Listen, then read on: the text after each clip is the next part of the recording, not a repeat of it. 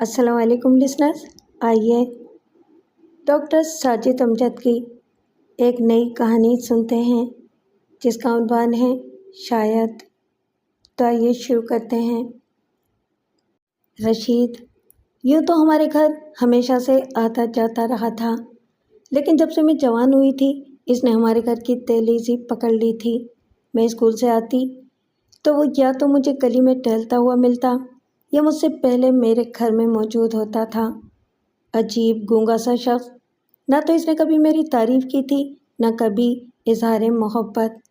बस इसकी आंखें थीं जो बातें करती थीं और मुझे बताती थी कि वो मुझे कितना पसंद करता है। मेरे करीब रहने के लिए वो कैसे कैसे जतन करता था। कभी अम्मा के लिए दवा लेकर आ रहा है, कभी अप्पा के काम में हाथ बटा रहा है, कभी मेरी छोटी बहन को गोद में उठाकर गली के सैकड़ों चक्कर लगा रहा है। हम कोई नौकर भी रखते तो इतनी दिलजमी से काम न करता जितनी मुस्तैदी का वो सबूत देता था। हम लोग लालू खेत में रहते थे और रशीद घर के करीब ही एक दुकान पर स्कूटर मैकेनिक का काम करता था। फिर इसने अपनी दुकान कर ली थी। कारीगर काम करते रहते और वो हमारी खिदमत में मसरूफ़ रहता। वो हम पर पैसे भी खर्च कर रहा था, इसलिए घर में किसी को भी इसके आने जाने पर कभी एतराज़ नहीं हुआ। यूँ भी वो हमारे घर का फ़र्द बन गया था। जब वो हमारे महल्ले की दुकान पर आया था तो 12-13 साल का लड़का था और बेतकल्लुफ़ घर में आ जाता था। यूँ वो मेरी पैदाइश से पहले ही मेरे घर के अंदर आता जाता था और घर वालों से मुतारिफ़ हो चुका था। मुझे इसने गोदों में खिलाया होगा और अब किसी और नज़र से देख रहा था। मैं 10वीं क्लास में आ गई थी, लेकिन चूँकि 2 साल फेल हो चुकी थी इसलिए दूसरी लड़कियों से ज़्यादा उम्र हो गई थी। अब तक तो मुझे कॉलेज में होना चाहिए था। मेरे अब्बा एक दफ्तर में चपरासी थे। कलील आमदनी थी, इसलिए घर में हमेशा मुफलिसी का राज रहा था। इसके बावजूद अब्बा ने मुझे एक अच्छे स्कूल में दाखिल कराया था। यह अलग बात कि इनकी हिम्मत सिर्फ मेरी हद तक थी। मेरे दूसरे बहन भाई गवर्नमेंट स्कूलों में पढ़ रहे थे। मेरे घर में गुर्बत ही गुर्बत थी, लेकिन स्कूल में अच्छे घरों की लड़कियां पढ़ती थीं। इनमें से अक्सर के घरों पर भी मैं जा चुकी थी। इनके घरों के साजो सामान देखकर मुझे अपना घर खंडहर नज़र आने लगा था। मैं सोचने लगी थी कि पढ़ लिख कर किसी अच्छी जगह शादी करूँगी ताकि जो कुछ अपने घर में न देख सकी शौहर के घर देख लूँ। फिर ये भी सोचती थी कि गरीबों के रिश्ते तो गरीबों ही के घर में होते हैं। बड़ा घर वाला मुझे ब्याहने आएगा ही क्यों। जब मेरी सोचें यहाँ तक पहुँचती थी तो मैं तय कर लिया करती थी कि शादी करूँगी तो बड़े घर में, वरना करूँगी ही नहीं। जब गुर्बती में दिन काटने हैं तो अपना घर क्या बुरा है। जब ख्यालात ये हों तो रशीद मुझे क्या भाता। वो कमाता तो ज़रूर था, लेकिन था अनपढ़ मैकेनिक, हाथ भी काले मुँह भी काला। वो हमारे 10 काम आता था, इसलिए मुझे इससे नफ़रत तो नहीं थी, लेकिन इसकी आंखों से शिकायत थी जो मुझे घूरती रहती थी। वो भी अजीब मिट्टी का बना हुआ था। इसने कभी कोई ऐसी बात नहीं की कि मुझे मौका मिलता। इसने कभी अब्बा से भी मेरी शादी की बात नहीं की थी, वरना मुझे ज़रूर मालूम हो जाता। इसकी इसी शराफत ने मुझे इसकी तरफ से बेखौफ कर दिया था। अगर कोई घर में नहीं भी होता और वो आ जाता तो मैं बेफिक्री से इसे अंदर बुला लेती। वो मेरे सामने कुर्सी डालकर बैठ जाता, कुछ देर सर झुकाए बैठा रहता। डरते डरते कोई बात कर ली, वरना उठकर चल दिया। मैं इसकी बेबसी से लुत्फ़अंदोज़ होने लगी थी और दिल ही दिल में हंसती थी। मेरी क्लास में एक लड़की महताब पढ़ती थी। लड़कियां तो और भी थीं, लेकिन वो मेरी ख़ास सहेली थी। मुझे मालूम था कि इसकी मंगनी हो चुकी है और वो अक्सर अपनी मंगेतर की बातें मुझसे किया करती थी। हम सबको ताज्जुब होता था कि वो भी स्कूल में है अभी और इसकी मंगनी भी हो गई है। एक दिन वो स्कूल आई तो बड़ी खुश थी। सोबिया, तुम्हें मालूम है मेरी शादी हो रही है। मुझे कैसे मालूम होता, तुमने मुझे बताया। कल ही तो तारीख तय हुई है, बताती कैसे। पर तुमने तो अभी मैट्रिक भी नहीं किया। बस क्या करूं, फैसल के वालिदैन ने जिद की। फैसल बाहर जा रहा है اور مجھے ساتھ لے جانا چاہتا ہے۔ پڑھنے کا کیا ہے، شادی کے بعد بھی تو پڑھا جا سکتا ہے۔ ایک تو اس کی شادی ہو رہی تھی اور پھر وہ امریکہ جا رہی تھی۔ مجھے اس کی قسمت پر رشک آنے لگا، مجھے اپنی حیثیت پر غصہ آنے لگا۔ میں لالو کھیت میں رہتی تھی، گولی مار میں بیاہ کر چلی جاؤں گی، بس یہ ہے میرا نصیب۔ دوسرے دن وہ اسکول آئی تو میرا دعوت نامہ اس کے ہاتھ میں تھا۔ میں تو کل سے اسکول نہیں آؤں گی، لیکن تمہیں مائیوں سے لے کر شادی تک ہر تقریب میں آنا ہے۔ یار میں کیسے آ سکتی ہوں؟ ہر تقریب رات کی ہوتی ہے، میرے پاس تو سواری تک نہیں ہے۔ صوبیہ، ہم اب کے بچھڑے تو نہ جانے کب ملیں، یہ 2-4 ملاقاتیں ہیں، انہیں یادگار بنا لو۔ اس نے اتنے درد بھرے لہجے میں کہا کہ میری آنکھوں میں آنسو آ گئے۔ وہ ٹھیک ہی تو کہہ رہی تھی، کیا خبر زندگی میں کب ملاقات ہو، اس کی خوشی میں خوش ہو لوں۔ یہ یادیں زندگی بھر کا سرمایہ بن جائیں گی۔ وہ میرے کندھے پر سر رکھ کر ہچکیاں لے لے کر رو رہی تھی۔ مجبوراً مجھے وعدہ کرنا پڑا، مجھے کچھ بھی کرنا پڑے میں تیری ہر تقریب میں آؤں گی۔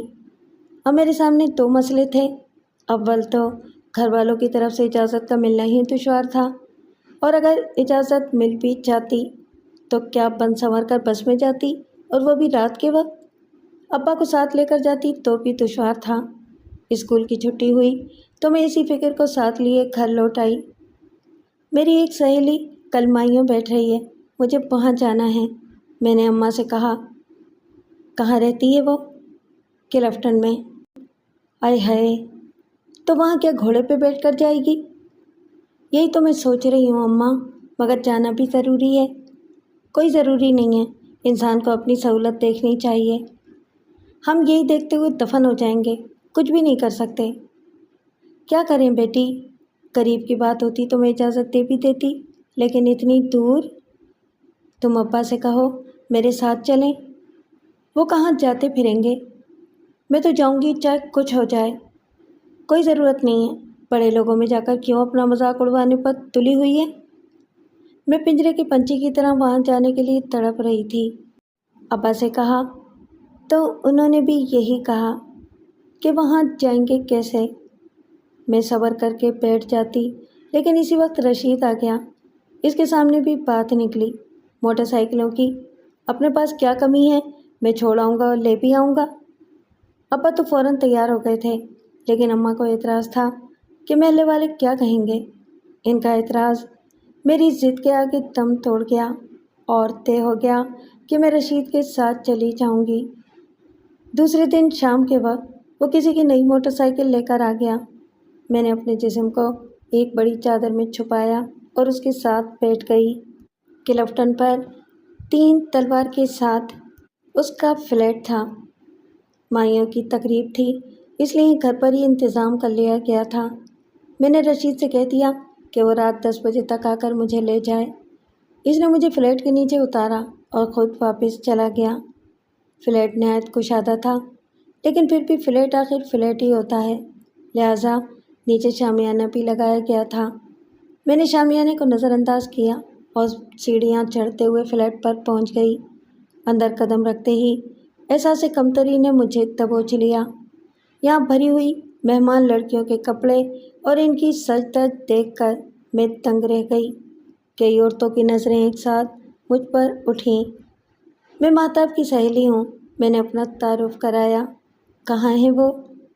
ان عورتوں میں سے ایک نے مجھے اس کمرے میں پہنچا دیا جہاں مہتاب مائیوں میں پیلے کپڑے پہنے بیٹھی تھی۔ مجھے دیکھتے ہی وہ مجھ سے لپٹ گئی۔ مجھے خبر تھی کہ تو ضرور آئے گی۔ کس کے ساتھ آئی ہے؟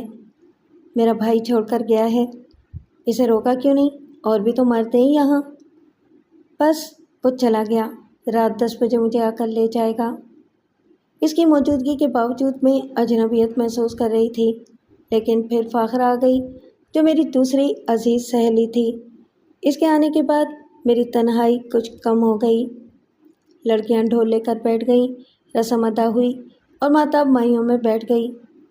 یہ تو اب یہاں سے ہل نہیں سکتی، آؤ نیچے چلتے ہیں، یہاں بیٹھے بیٹھے تو دم گھٹ گیا، فاخرہ نے کہا، اور مجھے لے کر نیچے لگے ہوئے ٹینٹ میں آ گئی۔ यहाँ कुछ और औरतें भी इधर उधर घूम फिर रही थीं। आओ मैं तुम्हें अपने कज़न से मिलवाऊँ, फ़ाखरा ने कहा। मैं क्या करूँगी तुम्हारे कज़न से मिलकर? ओफ़ो, कितनी दकियानूसी हो। लड़कों से मिलते जुलते रहना चाहिए, फ़ायदा ही फ़ायदा है। मुझे यूँ लगा जैसे मैं वाकई दकियानूसी हूँ। मैं इसके साथ इसके कज़न से मिलने चली गई। सुनिए, ये मेरी सहेली है सोबिया। इतनी खूबसूरत सहेली तुम्हारी कैसे हो सकती है? उसने कहा। वो नहायत खूबसूरत लड़का था। इसके मुँह से अपनी तारीफ़ सुनकर मुझे कतई बुरा नहीं लगा। यहाँ तो अभी बहुत देर लगेगी, आओ तुम्हें कुछ खिला पिला कर लाऊं, उसने कहा। मैं इसे देखकर कुछ ऐसी शहरज़दा हो गई थी कि इनकार ही न कर सकी।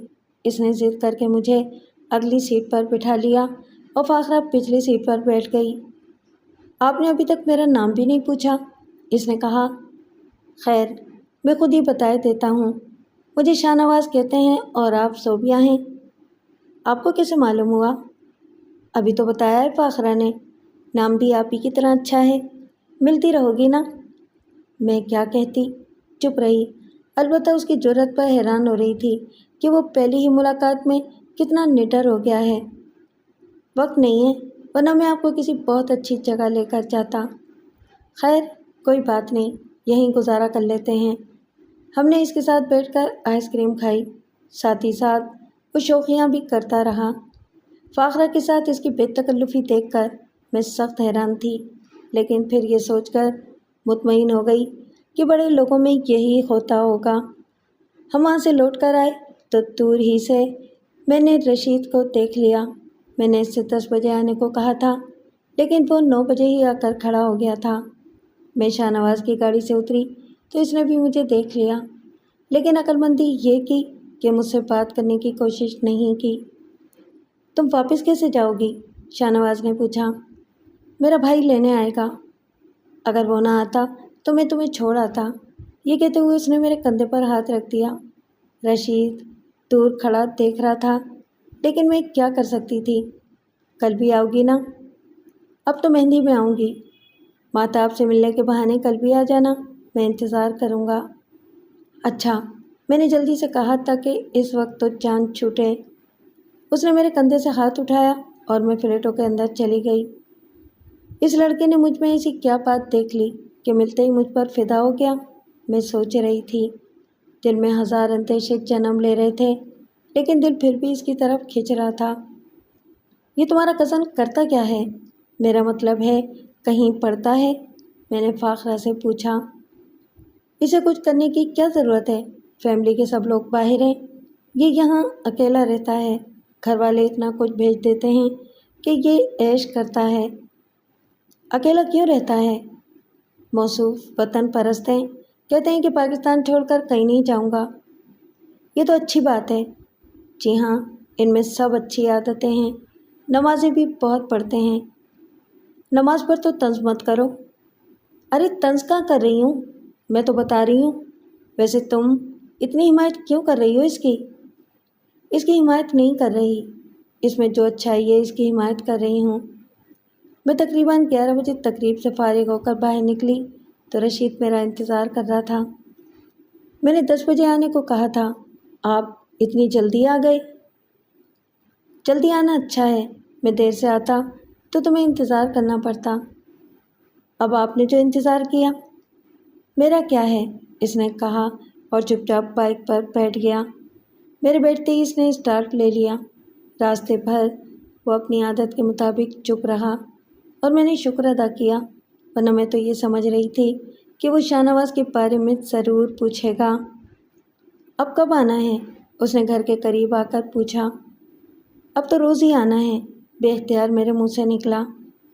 अच्छा, कल मैं किसी की कार लेकर आऊँगा। ऐसी जगह पर मोटरसाइकिल पर आना अच्छा नहीं लगता।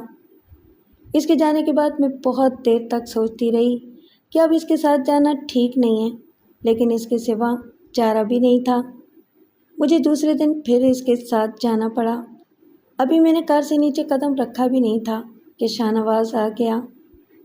अच्छा, तो ये हैं तुम्हारे भाई साहब, इसने रशीद की तरफ इशारा करते हुए कहा।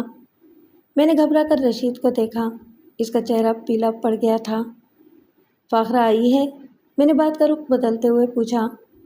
وہ تو ابھی نہیں آئی، رشید مجھے وہاں چھوڑ کر چلا گیا اور میں رشید سے کچھ دیر میں آنے کا کہہ کر مہتاب کے پاس چلی گئی۔ شاہ نواز نے مجھ پر ایسا جادو کر دیا تھا کہ مہتاب کے پاس میرا دل ہی نہیں لگ رہا تھا، لیکن جب آ گئی تو کچھ دیر تو بیٹھنا تھا۔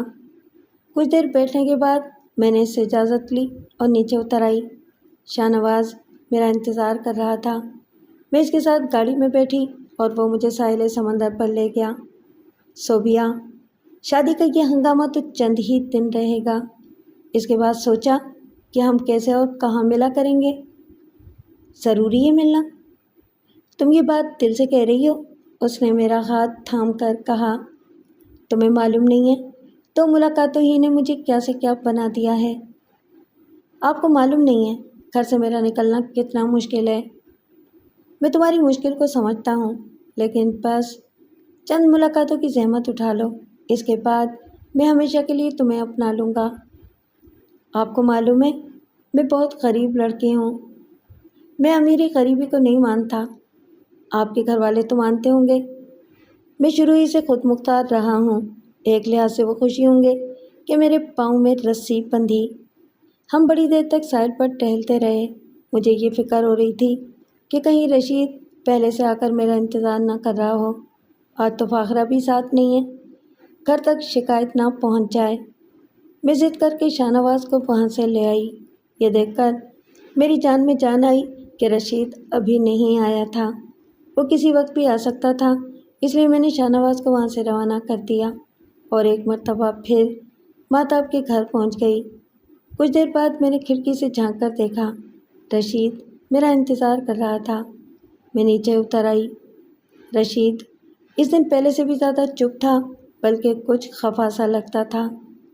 رشید بھائی، آپ کو دو مرتبہ زحمت کرنی پڑتی ہے، کل سے یہ کیجیے گا کہ مجھے لینے نہ آئیے گا، میری سہیلی نے انتظام کر دیا ہے، وہ مجھے چھڑوا دے گی۔ اس کا بھائی وہی لڑکا ہے نا جو آج ملا تھا؟ ہاں وہی ہے، شاہ نواز نام ہے اس کا۔ یہ آدمی کچھ ٹھیک معلوم نہیں ہوتا، کس بدتمیزی سے اس نے تمہارے کندھے پر ہاتھ رکھا تھا۔ بڑے لوگوں میں یہ سب معیوب نہیں سمجھا جاتا۔ میں تمہیں سمجھانے کا حق تو نہیں رکھتا، لیکن یہ ضرور کہوں گا کہ اس شخص پر کبھی بھروسہ نہ کرنا۔ مجھے معلوم ہے کس پر بھروسہ کرنا ہے اور کس پر نہیں۔ آئندہ مجھے سمجھانے کی کوشش مت کرنا۔ میں یہ کیسے برداشت کر سکتا ہوں کہ تمہیں کوئی نقصان پہنچے؟ تم کون ہوتے ہو میرا اتنا خیال رکھنے والے؟ مجھ پر شاہ نواز کا نشہ ایسا چڑھا تھا کہ جو منہ میں آیا وہ کہہ دیا اور سناتی چلی گئی۔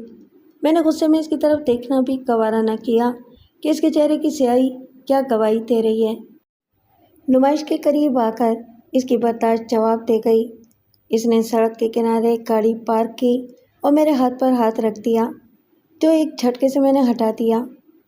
صوبیہ، کیا تمہیں کبھی اندازہ نہیں ہوا کہ میں تمہیں کتنا چاہتا ہوں؟ مجھے کیا ضرورت تھی اندازہ لگانے کی، اور ہاں آئندہ ایسے الفاظ اپنی زبان پر مت لانا۔ صوبیہ، میں نے اب تک کی اپنی تمام زندگی صرف تمہارے لیے بسر کی ہے۔ آج تک میں کبھی تم سے اظہار محبت نہ کر سکا، لیکن میں تمہیں کسی اور کا ہوتے ہوئے نہیں دیکھ سکتا۔ منہ دیکھا ہے آئینے میں؟ تمہارا اور شاہ نواز کا کیا مقابلہ؟ اب تک میں تمہاری بڑی عزت کرتی تھی، لیکن تم تو بڑے گھٹیا نکلے۔ غریب کا جوڑ غریب کے ساتھ اچھا رہتا ہے، اور پھر میں تو اتنا غریب بھی نہیں ہوں۔ تم چپ ہوتے ہو یا میں اتر جاؤں گاڑی سے؟ اس بیچارے نے سوچا ہوگا کہ کہیں میں واقعی گاڑی سے نہ اتر جاؤں، اس نے میرے حکم پر چپ سادھ لی۔ کل سے مجھے لینے آنے کی زحمت نہ کرنا، میں نے گھر کے قریب اس کی گاڑی سے اترتے ہوئے کہا۔ مجھے تمہارا کام کرتے ہوئے خوشی ہوتی ہے، اب تم اس قابل نہیں رہے۔ میں اب تم سے کچھ نہیں کہوں گا، لیکن میرے ساتھ یہ سلوک نہ کرو۔ وہ کہتا رہ گیا اور میں آگے بڑھ گئی۔ اماں میرے انتظار میں جاگ رہی تھیں، لہٰذا ایک ہی دستک پر دروازہ کھل گیا۔ میں کپڑے بدل رہی تھی، لیکن میرا ذہن آنے والے حالات کی طرف تیزی سے بھاگ رہا تھا۔ مجھے ڈر لگ رہا تھا کہ اگر رشید نے بھانڈا پھوڑ دیا تو وقت سے پہلے کھیل ختم ہو جائے گا، اس سے پہلے کہ وہ آگ لگائے میں ہی اس کا کام تمام کر دوں۔ میں کپڑے بدل کر نکلی تو اماں سونے کے لیے لیٹ چکی تھیں۔ میں نے انہیں چپکے سے اٹھایا اور اپنے کمرے میں لے آئی۔ اماں، میں کل سے رشید بھائی کے ساتھ نہیں جاؤں گی۔ میں نے اپنی سہیلی کے بھائی سے کہہ دیا ہے، وہ لینے آئے گا۔ ہائے ہائے، وہ کیوں؟ رشید تو پھر اپنا ہے، غیر کے ساتھ جاتی اچھی لگو گی۔ رشید بھی اب غیر ہی ہو گیا ہے، اس نے مجھ سے بدتمیزی کرنے کی کوشش کی ہے، اب میں اس کے ساتھ نہیں جاؤں گی۔ میں نے تو پہلے ہی کہا تھا، کسی پر بھروسہ نہیں کرنا چاہیے، مگر کوئی میری سنے بھی؟ تمہارے بابا ہی نے اسے بہت سر پر چڑھایا تھا، اب ان کی آنکھیں کھل جانی چاہیے۔ اماں، خواہ جھگڑا پڑے گا، ابا سے مت کہیے گا، وہ جیسا آتا ہے آتا رہے، بس میں اس کے ساتھ جاؤں گی نہیں۔ میں تو کہتی ہوں، جانے ہی کی کیا ضرورت ہے؟ بس اماں، 2-3 دن ہی کی تو بات ہے، شادی ہو جائے گی، یہ جانا بھی چھوٹ جائے گا۔ بس بیٹا، جس پر اعتبار کرو وہی دھوکہ دیتا ہے۔ رشید کو ہم نے کبھی غیر نہیں سمجھا اور اس نے یہ حرکت کی۔ اماں نے ایک ٹھنڈی سانس بھری اور سونے کے لیے چلی گئیں۔ میرے پاس شاہ نواز کا فون نمبر موجود تھا جو اس نے مجھے دیا تھا۔ میں نے صبح اٹھتے ہی سے فون کیا کہ وہ شام کو آ کر مجھے لے جائے۔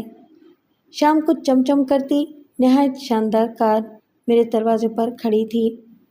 اماں، مہتاب کا بھائی مجھے لینے آ گیا ہے۔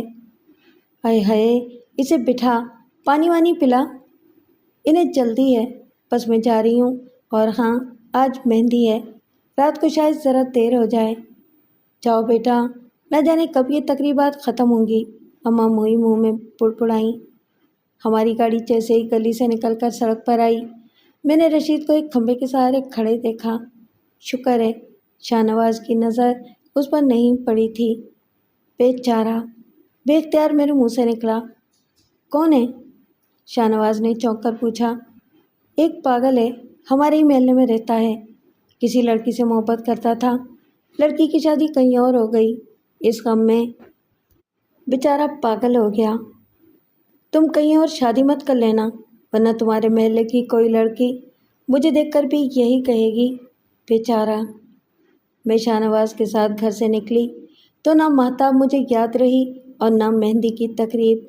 وہ مجھے لے کر سیدھا ہاکس بے پہنچ گیا، جہاں اس کے بقول اس کی ذاتی ہٹ تھی۔ میرے لیے یہ بالکل نئی دنیا تھی۔ ایک مرتبہ میں یہاں آئی ضرور تھی، لیکن ساحل پر بیٹھ کر ریت پھانک کر چلے گئے تھے۔ اس سجے ہوئے ہٹ میں بیٹھنے کا لطف ہی اور تھا۔ رات 12 بجے تک ہم وہاں بیٹھے رہے اور میں خیالوں ہی خیالوں میں مستقبل سجاتی رہی۔ اب مہندی میں جانے کا کیا وقت رہ گیا تھا، میں اس کے ساتھ سیدھی اپنے گھر پہنچ گئی۔ دوسرے دن پھر یہی سلسلہ ہوا۔ تیسرے دن شادی تھی، میں شادی میں بھی نہیں گئی۔ شاہ نواز اب پوری طرح میرے حواس پر چھا گیا تھا۔ ہمیشہ سے میں یہی خواب دیکھا کرتی تھی کہ کسی بہت بڑے گھر میں شادی کروں گی۔ میں سمجھ رہی تھی کہ میری دعا قبول ہو گئی۔ شاہ نواز کی شکل میں بڑے گھر کا لڑکا مجھے مل گیا تھا، رشید۔ اب ہمارے گھر آ جا رہا تھا، لیکن اماں نے اس سے بے رخی اختیار کرنی شروع کر دی۔ میری چھوٹی بہن کو بھی منع کر دیا تھا کہ وہ اس کے سامنے نہ آئے۔ البتہ ابا تھے جنہیں اماں نے کچھ نہیں بتایا تھا، لہٰذا ابا اب بھی اس سے اسی طرح محبت سے پیش آ رہے تھے جیسے پہلے ملتے تھے۔ وہ بھی کچھ ایسی مٹی کا بنا ہوا تھا کہ گھر میں سب کی بے رخی کے باوجود وہ اسی طرح سب کی ناز برداریاں کر رہا تھا۔ مجھے نہیں معلوم کہ اس نے ابا سے کہا تھا یا ابا نے اپنی طرف سے یہ خیال پیش کیا کہ میری شادی رشید سے ہو جانی چاہیے۔ انہوں نے اماں سے کہا اور اماں نے مجھ سے کہا، تمہارے ابا کہہ رہے تھے کہ رشید اچھا لڑکا ہے، ہمارا ہمدرد بھی ہے، اگر صوبیہ سے اس کی شادی ہو جائے تو ہمارا بوجھ ہلکا ہو جائے۔ اس کی شرافت کی کہانی تو میں آپ کو سنا ہی چکی ہوں، میں نے کہا۔ انسان سے غلطی ہو ہی جاتی ہے، ویسے ہے تو وہ شریف لڑکا۔ میں کسی موٹر مکینک سے شادی نہیں کر سکتی۔ بیٹی، تم بھی تو ایک چپراسی کی بیٹی ہو۔ بیٹی بننے میں میرا اختیار شامل نہیں تھا، لیکن شوہر کا انتخاب تو اپنی مرضی سے کر سکتی ہوں۔ تم چپراسی کی بیٹی ہو، کوئی کروڑپتی تمہیں بیانے نہیں آئے گا، پھر میں شادی ہی نہیں کروں گی۔ اے ہائے، کیا دماغ چل گیا ہے تیرا؟ دیکھتی ہوں تو رشید سے شادی کیسے نہیں کرتی ہے۔ مجھ پر شاہ نواز کا نشہ ایسا چڑھا ہوا تھا کہ کسی سے ڈر نہیں لگتا تھا۔ میں اسکول سے واپس آئی تو رشید کی دکان پر رک گئی۔ ابا سے تم نے کہا تھا کہ مجھ سے شادی کرنا چاہتے ہو؟ میں نے پوچھا۔ صوبیہ، میں تمہیں دل و جان سے چاہتا ہوں، لیکن ابا سے تمہیں مانگنے کی ہمت مجھ میں کہاں ہے؟ لیکن تم یہ کیوں پوچھ رہی ہو؟ وہ چاہتے ہیں کہ میری شادی تم سے ہو جائے، اور تم چاہتی ہو کہ تمہاری شادی تمہاری سہیلی کے بھائی سے ہو۔ ہاں، اس لیے یہی بہتر ہوگا کہ تم میرے راستے سے ہٹ جاؤ۔ بہتر تو یہی ہوگا کہ تم اس لڑکے کے جھانسے میں مت آؤ۔ ہر چمکنے والی چیز سونا نہیں ہوتی۔ میں تمہاری نصیحت سننے نہیں آئی ہوں۔ میں نے اٹھتے بیٹھتے یہی خواب دیکھا تھا کہ تمہیں خوش رکھنے کے لیے اپنا سب کچھ نچھاور کر دوں گا۔ اب تمہاری خوشی اسی میں ہے تو میں تمہارے راستے میں نہیں آؤں گا۔ تمہارے ابا کہیں گے تو بھی میں انکار کر دوں گا۔ اس کے دل پر کیا گزر رہی ہے اس سے مجھے سروکار نہیں تھا۔ مجھے تو یہ خوشی تھی کہ اب ابا چاہیں گے بھی تو وہ مجھ سے شادی نہیں کرے گا۔ اماں نے ایک آدھ دن صبر کرنے کے بعد مجھ سے میری مرضی پھر پوچھی۔ میں آپ کی خاطر یہ بھی کر لوں گی، لیکن اس سے بھی تو پوچھیں وہ بھی مجھ سے شادی پر تیار ہے یا نہیں۔ ارے وہ کیوں انکار کرنے لگا تھا؟ میں ابھی تیرے ابا سے کہتی ہوں، وہ آج ہی سے بلا کر پوچھ لیں گے۔ مجھے اچھی طرح یاد ہے ابا نے اسی وقت بلا لیا تھا۔ وہ آنگن میں بیٹھ کر بات کر رہے تھے۔ کمرے میں ان کی آوازیں آ رہی تھیں۔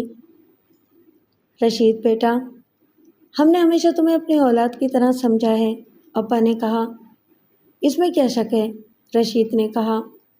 تمہاری شرافت کا میرے دل پر بڑا اثر ہے، اس لیے بیٹی کا باپ ہونے کے باوجود تم سے کہہ رہا ہوں کہ تم صوبیہ سے شادی کر لو۔ داماد بھی تو بیٹا ہی ہوتا ہے، تم سے اچھا بیٹا ہمیں اور کون ملے گا؟ میں نے صوبیہ کو ہمیشہ اپنی بہن سمجھا ہے، بھلا میں اس سے شادی کیسے کر سکتا ہوں؟ پاگل کہیں گے، بہن سمجھنے سے کوئی بہن تھوڑی ہو جاتی ہے۔ نہیں ابا، مجھ سے آپ کی یہ خواہش پوری نہیں ہوگی۔ بیٹا، معاف کیجیے گا، مجھے میری نظروں میں نہ گرائیے۔ صوبیہ کی شادی کسی بہت بڑے گھر میں کیجیے تاکہ وہ خوش رہے۔ وہ خوش رہے گی تو میں خوش رہوں گا۔ وہ تو شہزادوں کے لائق ہے، موٹر مکینک کے لائق نہیں۔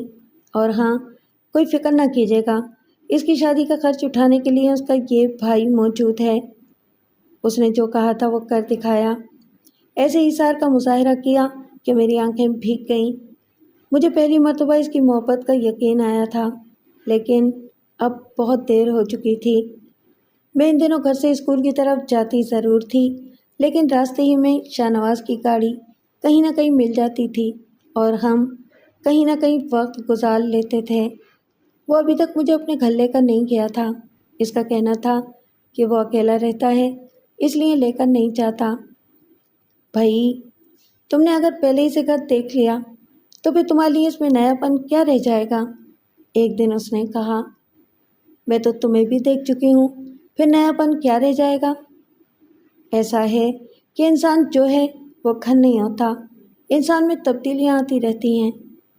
تو تم بدل جاؤ گے؟ بالکل بدل جاؤں گا، ایک نیا شاہ نواز بن جاؤں گا، پیٹ نکل آئے گا، موٹا ہو جاؤں گا، آپ کے پیچھے پیچھے چلا کروں گا، وغیرہ وغیرہ۔ ہم دونوں ہنسنے لگے اور بات مذاق میں ٹل گئی۔ میں نے پڑھا ہی کیا تھا جو پاس ہونے کی امید ہوتی۔ جیسے تیسے امتحان دے دیا۔ امتحان کے بعد شاہ نواز کی طرف سے شادی کے تقاضے بڑھنے لگے تھے اور ایک دن وہ 2 عورتوں کے ساتھ ہمارے گھر آ گیا۔ یہ عورتیں اس کے کہنے کے مطابق اس کی رشتہ دار تھیں۔ اماں کو میں نے یہی بتایا تھا کہ وہ میری سہیلی کا کزن ہے، لیکن مجھے تعجب ہو رہا تھا کہ فاخرہ کو تو سب سے پہلے یہاں آنا چاہیے تھا، وہ کیوں نہیں آئی؟ میں تو پوچھتے پوچھتے رہ گئی، لیکن اماں نے پوچھا۔ صوبیہ بتا رہی تھی کہ شاہ نواز اس کی کسی سہیلی کے کزن ہے، تو پھر وہ کیوں نہیں آئی؟ اگر وہ آ جاتی تو ہمیں ذرا اطمینان ہو جاتا۔ بہن، کیا بتائیں، خاندان کی بات ہے، لیکن اب تو بتانا ہی پڑے گا۔ ان عورتوں میں سے ایک نے کہا۔ فاخرہ کا خیال تھا کہ شاہ نواز اس سے شادی کرے گا، لیکن جب اس نے مہتاب کی شادی میں صوبیہ کو دیکھا تو یہ اسے پسند آ گئی۔ بس اس بات پر فاخرہ کے گھر والے ناراض ہیں۔ بہن، کوئی نہ ہوتا تو ماں باپ تو ہوتے، اب تم کہہ رہی ہو کہ ان کی پوری فیملی باہر ہے، ہم کس ذمہ داری پر رشتہ کر دیں؟ بہن، آپ فکر نہ کریں، شاہ نواز کے والدین نے ہمیں پورا اختیار دے رکھا ہے۔ یہ دیکھو، ان کا کل ہی خط آیا تھا۔ ان عورتوں نے ایک خط اماں کے سامنے رکھ دیا۔ اس میں وہی لکھا تھا جو وہ عورتیں کہہ رہی تھیں، یعنی انہیں پورا اختیار دیا گیا تھا۔ یہ خط آپ چھوڑ جائیں، میں صوبیہ کے ابا کو دکھا دوں گی، اس کے بعد ہی جواب دے سکوں گی۔ ان عورتوں نے اس کی اور اس کے خاندان کی دولت کا ایسا نقشہ کھینچا تھا کہ اماں نیم رضامند تو اسی وقت ہو گئی تھیں، اور پھر انہوں نے وہ خط ابا کو دکھا کر ان پر زور دیا۔ لیکن ابا جہاں دیدہ تھے، وہ اتنی جلدی مغلوب ہونے والے نہیں تھے۔ ان کا اعتراض یہ تھا کہ لڑکے کے سر پر کوئی بڑا نہیں ہے، کل کلاں کو کوئی اونچ نیچ ہوئی تو کس سے بات کی جائے گی؟ ان کا یہ بھی کہنا تھا کہ لڑکے کی تحقیق کیسے کی جائے، اس کے پاس جو کچھ ہے اس کے والدین کا ہے، خود اس کا کیا ہے؟ ابا نے بہت سے اعتراضات کیے، لیکن اماں اور میری ضد نے انہیں مجبور کر دیا کہ رشتہ قبول کر لیں۔ اس مرتبہ وہ عورتیں آئیں تو اماں نے انہیں خوشخبری سنا دی۔ ان عورتوں نے میری انگلی میں ہیرے کی انگوٹھی ڈال دی، جو اماں کی بقول 1 لاکھ سے کم کی نہیں تھی۔ اپنی صوبیہ کے تو نصیب جاگ گئے، ابھی سے انہوں نے ہیرے کی انگوٹھی چڑھا دی ہے تو بری میں کیا کچھ نہیں دیں گے؟ اماں نے ابا سے کہا۔ جب وہ اتنا کریں گے تو ہمیں بھی تو کچھ کرنا ہوگا، اسی لیے تو کہتے ہیں کہ رشتہ برابر والوں میں ہی اچھا رہتا ہے۔ انہیں معلوم ہے ہم کسی قابل نہیں ہیں، ہم نے ان سے کچھ چھپایا نہیں ہے، پھر بھی عزت کے لیے کچھ تو کرنا پڑے گا، کچھ نہ کچھ تو کر ہی دیں گے، اماں نے کہا۔ اماں تو اسی دن سے فکر میں لگ گئی تھیں، لیکن چند روز بعد جب وہ عورتیں شادی کی تاریخ طے کرنے آئیں تو انہوں نے زور دے کر کہا کہ شاہ نواز جہیز بالکل نہیں لے گا، زیور بھی دینے کی کوئی ضرورت نہیں ہے، آپ جو بھی فرنیچر دیں گی اس کی کوٹھی میں کیا اچھا لگے گا، لہٰذا کیوں پیسے ضائع کیے جائیں۔ میں نے بھی اماں کو منع کر دیا کہ کیوں زیر بار ہوتی ہیں، شاہ نواز کے پاس سب کچھ ہے، اسے کسی چیز کی ضرورت نہیں ہے۔ مختصر یہ کہ میرے والدین آسانی سے جو کچھ مجھے دے سکتے تھے انہوں نے دیا، اور سادگی سے میری شادی ہو گئی۔ میں معمولی سا زیور اور چند جوڑی کپڑے لے کر شاہ نواز کے گھر آ گئی۔ اچھا تو اس لیے وہ مجھے اپنا گھر نہیں دکھا رہا تھا۔ میں نے اس میں قدم رکھتے ہی سوچا، یہ گھر اس کی ضرورت سے کہیں زیادہ شاندار تھا۔ میری بہن میرے ساتھ آنا چاہتی تھی، لیکن شاہ نواز نے منع کر دیا تھا۔ جو عورتیں شادی میں شریک ہوئی تھیں وہ چلی گئیں، اب میں رہ گئی تھی اور ایک بوڑھی عورت جو اس گھر کی ملازمہ تھی۔ کوئی اور گھر ہوتا تو میں اس اکیلے گھر سے گھبرا گئی ہوتی، لیکن یہ تو شاہ نواز کا گھر تھا جو میرے لیے بنا تھا۔ بی بی جی، آپ سو جائیں، شاہ نواز میاں جب آئیں گے تو میں آپ کو جگا دوں گی، بوڑھی عورت نے کہا، اور جواب کا انتظار کیے بغیر کمرے سے نکل گئی۔ مجھے شاہ نواز پر سخت غصہ آ رہا تھا۔ میں سہاگ کی صحت پر اس کا انتظار کر رہی ہوں اور وہ غائب ہے، اسے اتنا خیال بھی نہیں کہ میں اتنے بڑے گھر میں اکیلی ہوں۔ بی بی جی، صاحب آ گئے ہیں، نوکرانی نے آ کر مجھے بتایا، اور میں سنبھل کر بیٹھ گئی۔ تھوڑی دیر میں دروازہ کھلا اور شاہ نواز اندر آیا۔ اس کے بیٹھتے ہی مجھے اندازہ ہو گیا کہ وہ شراب پی کر آیا ہے۔ شراب کی بو میرے نتنوں سے ٹکرا رہی تھی۔ آپ نے شراب پی ہے؟ ہاں تو کیا ہوا؟ آپ کے گھرانوں میں بری بات سمجھی جاتی ہوگی، میری کلاس کے لوگ اسے برا نہیں سمجھتے، اس نے کہا۔ میں نے برا یا اچھا نہیں کہا، میں نے تو صرف پوچھا ہے۔ آئندہ کچھ مت پوچھنا، جو میں کرتا ہوں دیکھتی رہنا، سمجھی؟ مجھے اس سے ایسے لہجے کی توقع نہیں تھی، لیکن میں نے یہ سوچ کر نظر انداز کر دیا کہ وہ اس وقت نشے میں ہے۔ دن نکلا تو میرا چھوٹا بھائی، میری بہن और महल्ले की एक लड़की मेरे लिए नाश्ता लेकर आई। बाजी, तुम तो बड़ी खुशकिस्मत निकली, मेरे घर को देखकर मेरी बहन ने कहा। तू क्यों फिक्र करती है, तेरा नसीब भी ऐसा ही खुलेगा, मैंने कहा। इतनी देर में शाहनवाज भी गुसल खाने से निकल आए थे। हम सब ने साथ बैठकर नाश्ता किया। शाहनवाज भाई, आपकी इजाज़त हो तो हम अपनी बहन को अपने साथ ले जाएं, आप शाम में आकर ले जाइएगा। मैं डर रही थी कि कहीं शाहनवाज इनकार न कर दे, लेकिन इसने खुशी खुशी इजाज़त दे दी। मैं अपने घर पहुंची तो औरतों का ठट लग गया। सब मेरी किस्मत पर रश्क कर रही थीं। शाम को शाहनवाज को आना था। रशीद ने इसकी दावत का इंतज़ाम अपने ज़िम्मे ले लिया। इसने अभी तक मुझसे कोई बात नहीं की थी, बस मैं इसे आते जाते और इंतज़ाम करते देख रही थी। शाम को मेले के बच्चों ने शोर मचा दिया कि शाहनवाज भाई आ गए। एक जुलूस था जो इसकी गाड़ी को घेरे हुए था। वो अंदर आया तो सख्त बरहम था। बड़ी मुश्किल से इसे समझा बुझाकर बिठाया। अब तो आ गया हूँ, आइंदा इस चिड़ियाघर में नहीं आऊँगा। कैसे नामाकूल बच्चे हैं यहाँ के, वो कह रहा था। अब तो आना ही पड़ेगा, आखिर बहनोई हैं आप हमारे, मेरी बहन ने कहा। वो गुस्से में तो थे ही, इतने में रशीद आ गया। हालत भी इसकी बस ऐसी ही हो रही थी। इसने हाथ मिलाने की कोशिश की, लेकिन शाहनवाज ने उसका हाथ झटक दिया। आपकी तारीफ़? शाहनवाज ने पूछा। बस बेटा ही समझो, अब्बा ने कहा। बचपन से हमारे घर आता जाता है। और कितने बेटे हैं जो आपके घर में आते जाते हैं, इन सभी से मिलवा दें। बस बेटा, और तो कोई नहीं है, आइंदा एहतियात करूँगा कि ये भी ना आए। अच्छा, याद आया, तुम ही सोबिया को महताब की शादी में छोड़ने आए थे। एक मर्तबा देखा था मैंने तुम्हें। इस रोज़ तो तुम गाड़ी में थे। किसकी गाड़ी चुरा के लाए थे? माफ़ कीजिएगा, हम गरीब ज़रूर हैं, लेकिन चोर नहीं हैं। चोर होते हैं बड़े लोग जो दौलत को जमा करते हैं। घर से बाहर के लोग मेरी बेइज्जती करें, ये मुझे बर्दाश्त नहीं होगा। वो तनकर खड़ा हो गया। अब मैं यहाँ एक मिनट भी नहीं बैठ सकता। चलो सोबिया। ये मालूम हो रहा था जैसे वो सोच कर आया हो कि झगड़ा करना है। इसने खामखा का झगड़ा खड़ा कर दिया। सब इसे रोकते रह गए। इसने मेरा हाथ पकड़ा और ले आया। ये आपको क्या हो गया था? आपने सबकी बेइज्जती कर दी। बेइज्जती होती है इज्जत वालों की। तुम तो कह रही थी कि रशीद तुम्हारा भाई है। हम इसे भाई ही समझते हैं। खैर, मुझे इससे कोई गर्ज नहीं। आइंदा न तुम वहाँ जाओगी न कोई यहाँ आएगा। ये ऐसी बात नहीं थी कि मैं चुप हो जाती। मैं खूब लड़ी। बड़ी मुश्किल से वो इस बात पर रज़ामंद हुआ कि मैं कभी कभी अपनी अम्मा के घर जा सकती हूँ। वो खुद नहीं जाएगा।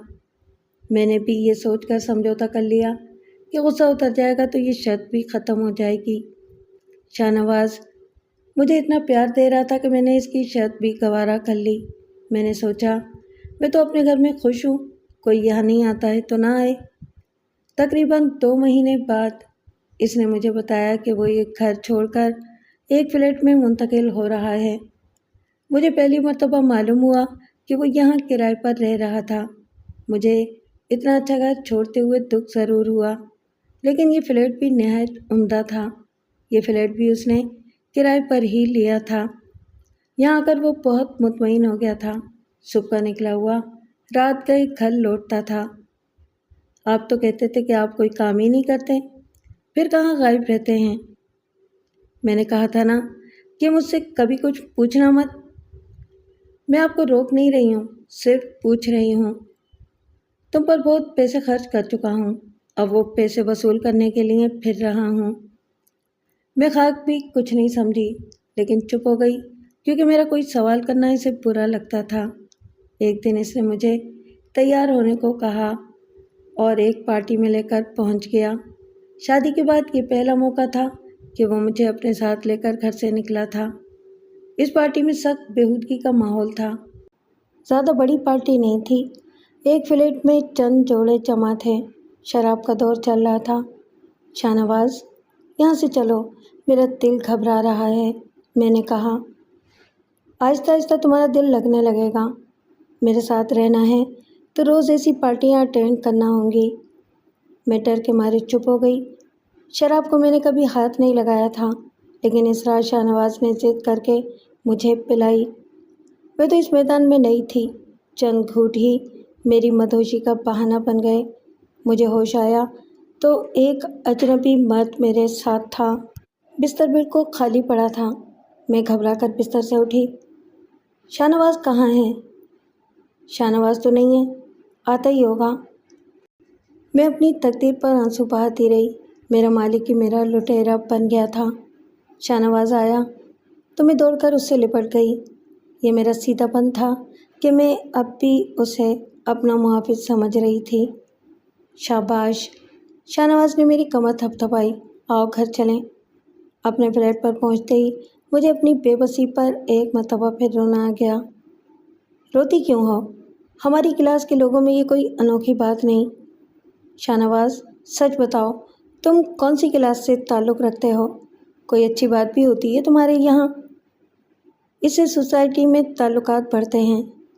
میں جا رہی ہوں اپنے گھر، جہاں رشید رہتا ہے، اس نے زہریلے لہجے میں کہا۔ میں یہیں بہت سے رشید لا دوں گا۔ گھر کیوں جاتی ہو؟ دیکھتی ہوں تم مجھے کیسے روکتے ہو۔ یہ دیکھتی جاؤ۔ اس نے مجھے کچھ تصویریں دکھائیں۔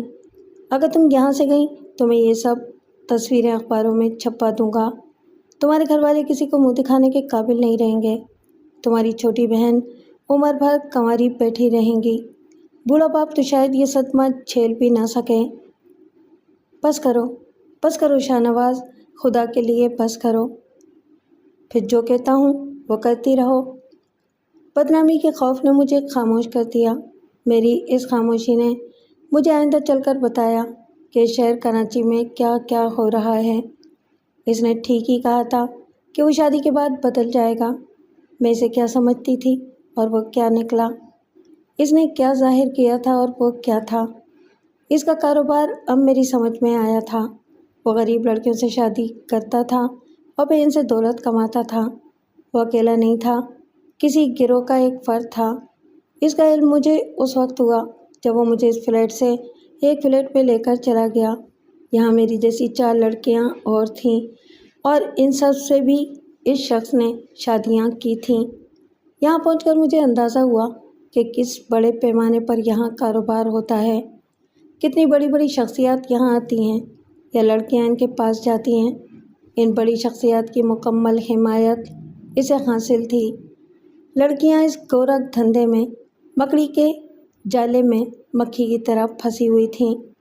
ہمارے چند مخصوص فون نمبرز تھے جو ہر ایک کو نہیں بتائے جاتے تھے۔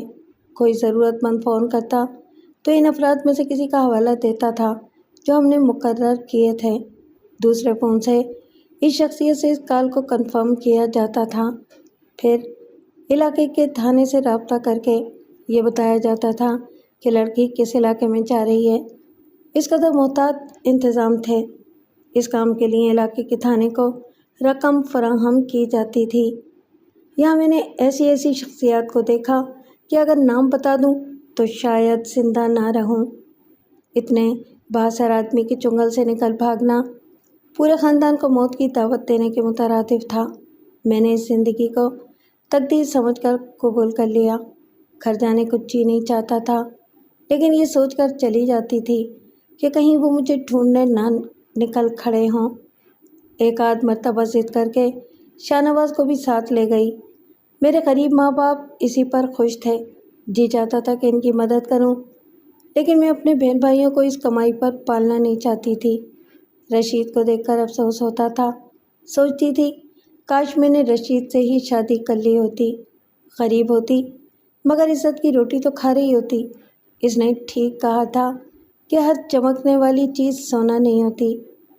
اپنے آپ سے اتنی شرم آنے لگی تھی کہ گھر والوں سے سامنا کرنے کی ہمت نہیں رہی تھی۔ آخر یہ مشہور کر دیا گیا کہ شاہ نواز مجھے لے کر امریکہ جا رہا ہے۔ پھر میں اپنے گھر والوں کی نظروں میں ہمیشہ کے لیے امریکہ چلی گئی۔ کچھ دنوں سے شاہ نواز بہت پریشان نظر آ رہا تھا۔ میرے پوچھنے کے باوجود کچھ بتانے پر تیار نہیں تھا۔ مجھے بس اتنا معلوم ہو سکا کہ فون پر اسے دھمکیاں مل رہی ہیں۔ لیکن یہ بات سمجھ میں آنے والی نہیں تھی۔ وہ اتنا کمزور نہیں تھا کہ محض گمنام دھمکیوں سے اتنا مرعوب ہو جاتا۔ فلیٹ میں بعض لوگوں کی آمد و رفت بہت بڑھ گئی تھی، جن سے الگ بیٹھ کر شاہ نواز گھنٹوں ملاقاتیں کرتا تھا۔ ان باتوں سے مجھے معلوم ہو گیا کہ معاملہ معمولی نوعیت کا نہیں ہے۔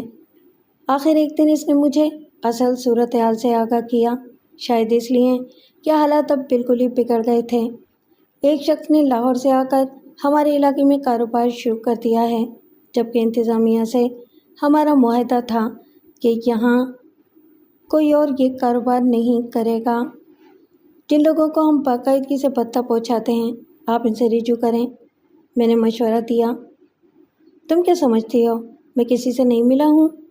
میں بہت اوپر تک گیا ہوں۔ کیوں پریشان ہوتے ہیں؟ نئے کاروبار کو اس کے حال پر چھوڑ دیں۔ وہ اپنی قسمت کا کھائے گا اور ہم اپنی قسمت کا کھائیں گے۔ بات کھانے یا کمانے کی نہیں ہے۔ یہ کاروبار دہشت اور دبدبے سے چلتا ہے۔ ہمارے باعزت گاہک اس وقت تک ہمارے پاس آتے ہیں جب تک انہیں یقین ہوتا ہے کہ ہم انہیں تحفظ دے سکتے ہیں۔ جب انہیں یہ معلوم ہوگا کہ کوئی اور شخص ہم پر مسلط ہو گیا ہے تو وہ یہاں نہ چھوڑ دیں گے۔ علاقے کی پولیس بھی اس کا ساتھ دے گی جو ہماری مملکت فتح کر چکا ہے۔ ہمیں کمزور دیکھ کر نیا آنے والا ہمارے وجود تک کو خطرے میں ڈال سکتا ہے۔ بات کاروبار کی نہیں، فتح و شکست کی ہے۔ اب کیا ہوگا؟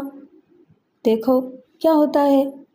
میں 4 سال سے شاہ نواز کے ساتھ تھی، اتنا تو جانتی تھی کہ اس گینگ وار کے نتائج کیا ہوتے ہیں۔ یہ اندازہ بھی ہو گیا تھا کہ وہ دوسرا فریق زبردست ہے، ورنہ کسی کے علاقے میں گھس کر اپنا کاروبار جمانا مذاق نہیں۔ شاہ نواز بھی ہتھیار ڈالنے والا نہیں تھا۔ اس کے کاروبار کی کئی برانچیں مختلف علاقوں میں کھلی ہوئی تھیں۔ اگر ایک جگہ کا کاروبار ٹھپ بھی ہو جاتا تو کیا فرق پڑتا، لیکن یہ اس کی انا کا مسئلہ بن گیا تھا۔ اس ٹکراؤ کا نتیجہ خطرناک ہی ہو سکتا تھا۔ ایک دن مخالف گروپ نے ہمارے فلیٹ پر حملہ کر دیا۔ یہاں بھی سب تیار بیٹھے تھے۔ دونوں طرف سے خوب گولیاں چلیں۔ کسی نقصان کے بغیر یہ جنگ ختم ہو گئی۔ یہ تو محض ٹریلر تھا، اصل جنگ تو اب شروع ہوگی۔ شاہ نواز اپنے ایک ساتھی سے کہہ رہا تھا۔ جنگ کا نتیجہ ہمارے حق میں نہیں ہوگا۔ علاقے کا تھانہ اب ہمارے خلاف ہو چکا ہے۔ افسران کا جھکاؤ اب ہمارے مخالف کی طرف ہے۔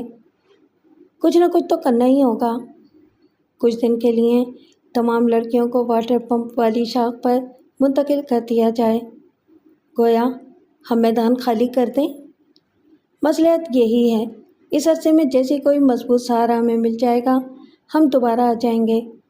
یہ مشورہ شاہ نواز کی سمجھ میں آ گیا اور اس نے ہم چاروں لڑکیوں سے کہہ دیا کہ ہم کل یہ فلیٹ خالی کر دیں گے۔ ہم بحفاظت وہاں سے نکل جاتے، لیکن اسی رات فلیٹ پر چھاپا پڑ گیا۔ شاہ نواز تو وہاں سے کسی نہ کسی طرح نکل بھاگا، مگر ہم چاروں لڑکیاں پولیس کے ہتھے چڑھ گئیں۔ اخبار والوں کو ایسی کہانی مل گئی کہ ہماری تصویروں کے ساتھ ہماری رسوائی اخبار کی سرخیوں کی زینت بن گئی۔ کاش اخبار والے ایسی سرخیاں لگانے سے پہلے یہ سوچ لیں کہ ایسی لڑکیاں اکیلی نہیں ہوتی، ان کا ایک خاندان بھی ہوتا ہے، ان کی اور بہنیں بھی ہوتی ہیں۔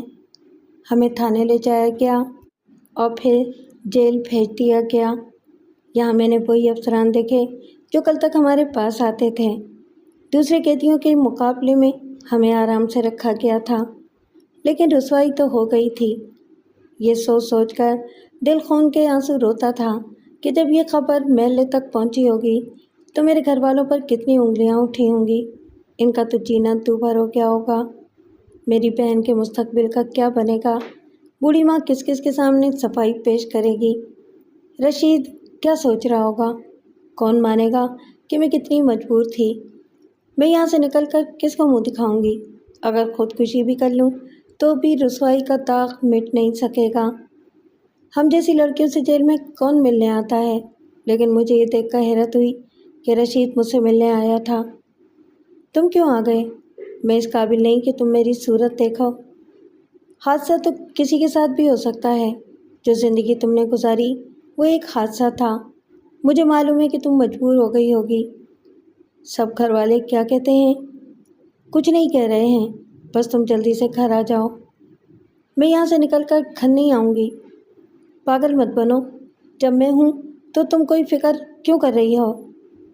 تم نہیں جانتے، شاہ نواز اور اس کے گروہ والے مجھے زندہ نہیں چھوڑیں گے۔ وہ بھی دیکھا جائے گا، مقدمہ عدالت میں پیش ہو گیا تو میں تمہارے لیے وکیل کروں گا۔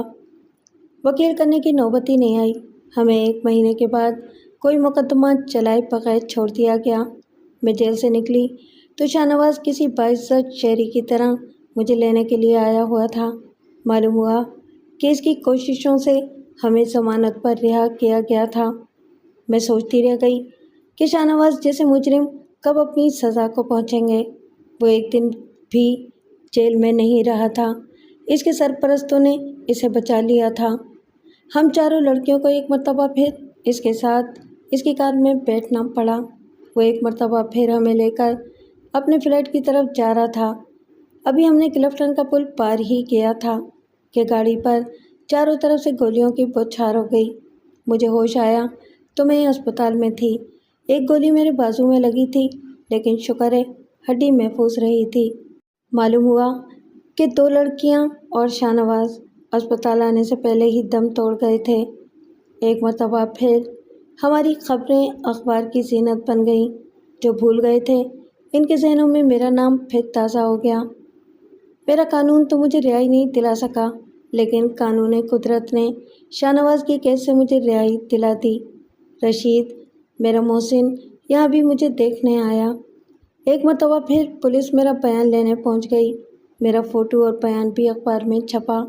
میں ٹھیک ہو گئی تھی، لیکن پولیس زبردستی مجھے اسپتال میں روکے ہوئے تھی۔ رشید مجھے اپنی ضمانت پر گھر لے جانا چاہتا تھا، لیکن کوئی اس کی سن نہیں رہا تھا۔ غرض ایک طویل تگ و دو کے بعد وہ مجھے اسپتال سے نکالنے میں کامیاب ہو گیا۔ میری کوئی نیکی میرے کام آئی کہ میرے گھر والوں نے مجھے قبول کر لیا، ورنہ خودکشی کے سوا میرے پاس کوئی راستہ باقی نہیں رہتا۔ میں عدت کے دن پورے کر چکی تو تاریخ نے اپنے آپ کو پھر دہرایا۔ ایک مرتبہ پھر رشید سے میری شادی کا تذکرہ چھڑا۔ رشید مجھے سہارا دینے کو تیار تھا، لیکن اب میں خود کو اس عظیم آدمی کے لائق نہیں سمجھتی تھی۔ میں نے انکار کر دیا۔ میں تمہاری بیوی بننے کے لائق نہیں۔ ہاں، تمہاری ملازمت زندگی بھر کروں گی۔ رشید میرے نصیب میں تھا ہی نہیں۔ وہ آج بھی میرے گھر کی دہلیز پکڑے ہوئے ہے۔ وہ جب بھی آتا ہے میں نوکرانیوں کی طرح اس کی خدمت میں لگ جاتی ہوں۔ شاید میں اسے وہ خوشی کبھی دے سکوں جس کی اسے تمنا ہے، یا شاید کبھی نہیں۔